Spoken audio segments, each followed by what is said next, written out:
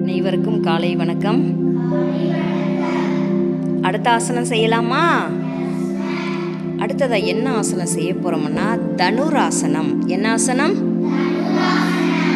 இதுக்கு பேர் ஏன் தனுராசனம் அப்படின்னு வந்துச்சுன்னா, இது ஒரு வில் போன்ற அமைப்பை, அந்த தோற்றத்தை அளிக்குமா அந்த தனுராசனம். அதனால் இதுக்கு என்ன ஆசனம்னு பேர்?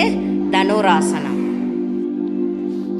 இப்போ எல்லாரும் என்ன செய்யணும்னா, இந்த ஆசனம் செய்கிறதுக்கு முன்னாடி கொஞ்சம் அப்படியே குப்புறப்படுத்துக்கோங்க.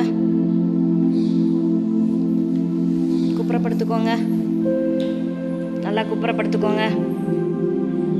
படுத்தாச்சா?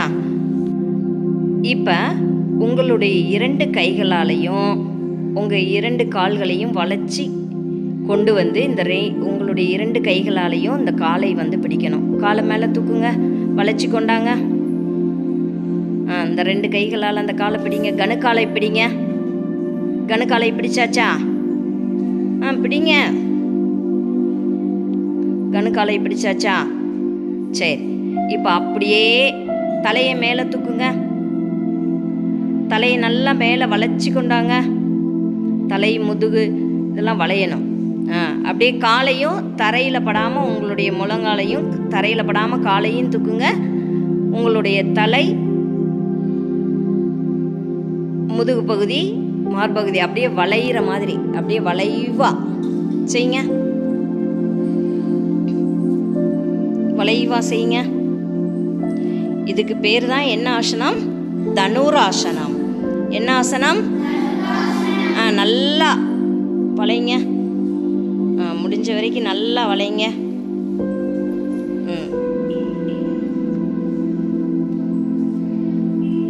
உங்களுடைய தலையையும் கழுத்தையும் முடிகிற அளவுக்கு நீங்கள் அதை வளைக்கணும்.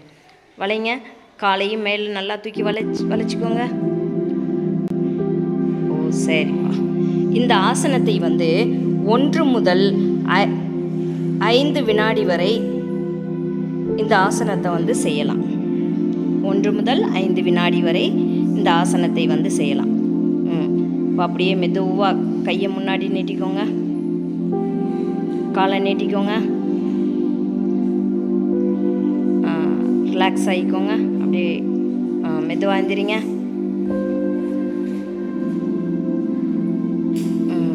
உட்காருங்க.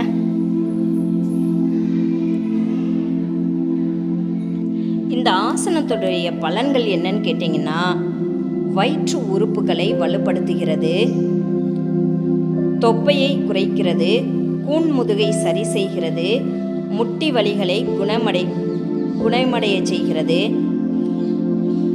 வயிறு, இடுப்பு பகுதியில் உள்ள கொழுப்பை நீக்குகிறது. இத்தனை பலன்கள் இந்த ஆசனத்திற்கு உண்டு. சரியா? அனைவருக்கும் நன்றி.